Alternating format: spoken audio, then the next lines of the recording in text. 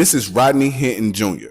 If you are not familiar with him or his situation, he is the Cincinnati man who struck and killed a Cincinnati sheriff's deputy only one day after finding out that his son was actually killed by an officer from the Cincinnati Police Department. He actually just had a bond hearing, and when I say the courtroom was crazy, it was crazy.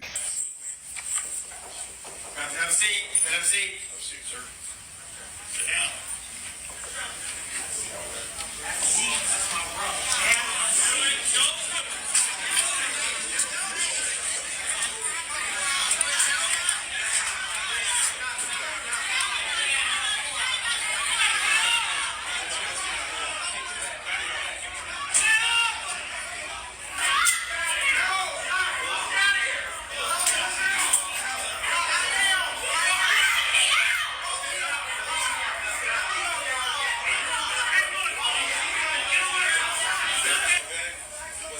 So once all the commotion was calmed down, they brought Rodney back into the courtroom.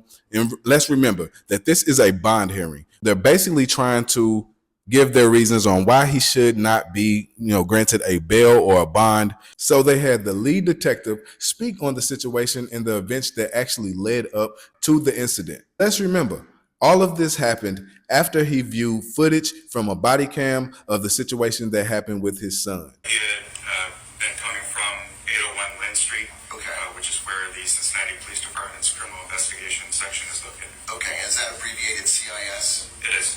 He was at CIS to meet with CPD officials to review body-worn camera footage related to an incident that had occurred the day prior.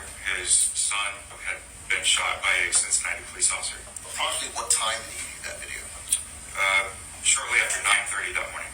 So he left the parking lot, I believe, shortly after about 10:30. He went to a couple different locations and then later returned.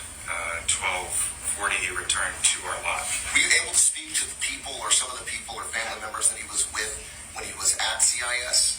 They said that he was upset, was agitated, and they were concerned enough about his emotional state that they did not want him driving, which is why the first time that he was there when he left, he actually left with family members, not driving the car that he had driven to that location. After he came back to pick up the car, he actually left the parking lot, followed by some family members in another car, and then a few minutes later returned to the parking lot, drove through the parking lot, and then left the parking lot again.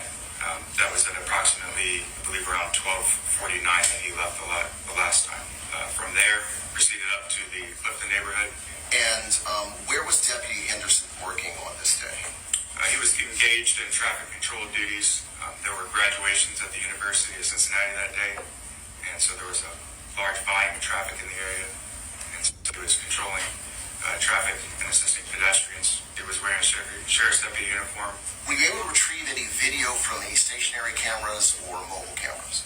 We had one camera that was a fixed camera. That camera captured them turning from Clifton Avenue onto West Martin Luther King Drive. We also had the opportunity to view camera from a vehicle that was in traffic, and it did capture the incident. Pulled into that center lane, the median turns into the turn lane, and stopped.